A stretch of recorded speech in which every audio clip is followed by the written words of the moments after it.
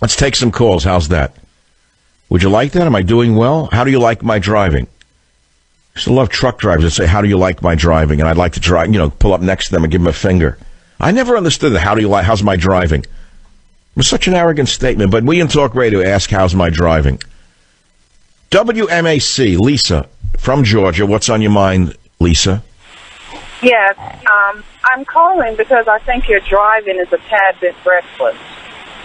I think you're doing no better than the left by continuing this talk about hate, race, and blaming it on the left. The left is blaming it on the right.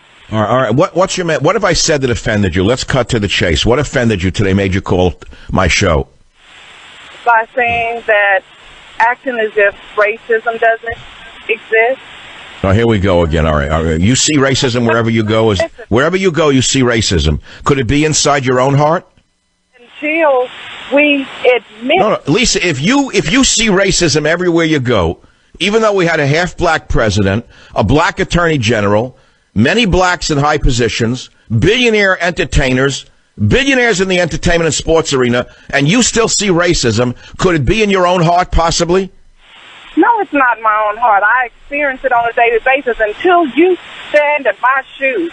Because you're a white man. I'm a black woman, and I have... Oh, here we go again, but you're using a racist analogy to say what I am. You're calling me basically an inferior person to you because I'm not black. Say that you were racist. What I said is that the world has a heart problem. And you're not helping your listeners by continually building Barack Obama's leaving the White House with money. Oh, Barack Obama this and that. He's a horrible person. He's the worst president in American history. He's a complete fraud. He's a phony. He has built the biggest police state in human history, but you wouldn't know any of that because you've been brainwashed into thinking he's such a wonderful, nice man.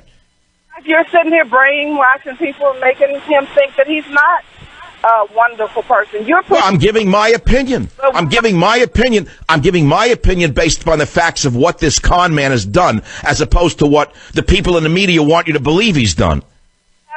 I'm not talking about Barack Obama. I'm talking about this world we live in where people are just hateful. Blacks and whites will never come together because of the color of their skin. But what they need to come together on is economics. Trump has surrounded himself with billionaires. They are cutting Social Security. They are cutting Medicare. They are cutting... No, ma'am, they haven't cut anything. They're not in office yet. When did they cut Social Security? If you look it up instead of looking up how... What did you read it in the Atlanta Bernie Sanders Gazette? No, but I didn't read it in the conservative news site. Lisa, what you're reading is you're reading propaganda about what they say he will do when he hasn't even taken office yet. Brian them voted today. You need to go and look it. Brian them voted this week to cut Social Security. Wait, ma'am, excuse me. Where did you find this? Cut health care to 30 million people. The poor people are voting against their best interests because of hate, what you're perpetrating. Okay, let's stop. You're getting hysterical now. What is it that you fear about Trump the most that's motivating this screed against him? I don't fear Trump. I fear his followers. I'm not worried about Trump. He flip-flops every day.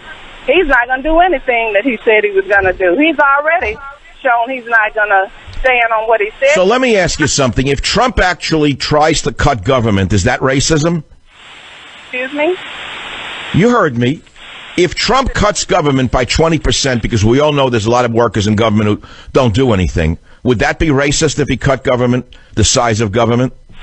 No, if he can prove that those jobs are no longer needed and that money could be useful elsewhere, then that's fine. Oh, well, that's a logical answer, but you know what the left is going to do.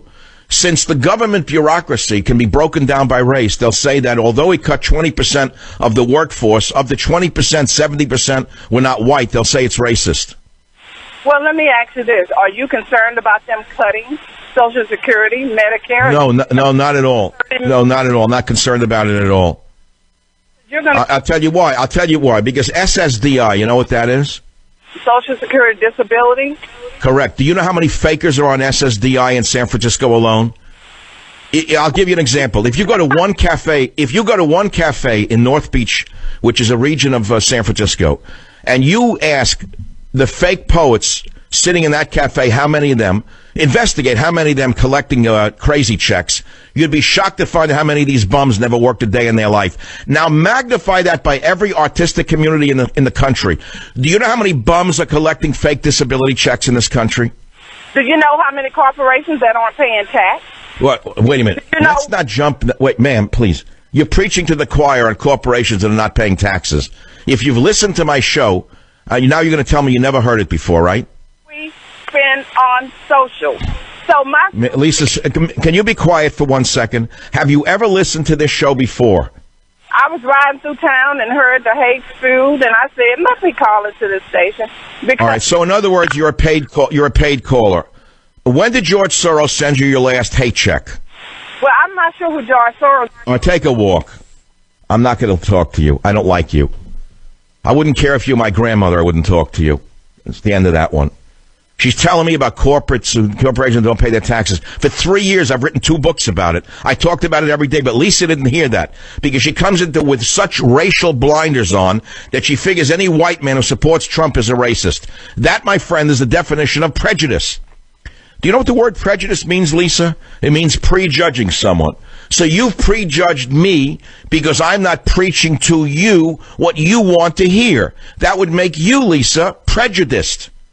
Now let's move on. What was I going to do for you?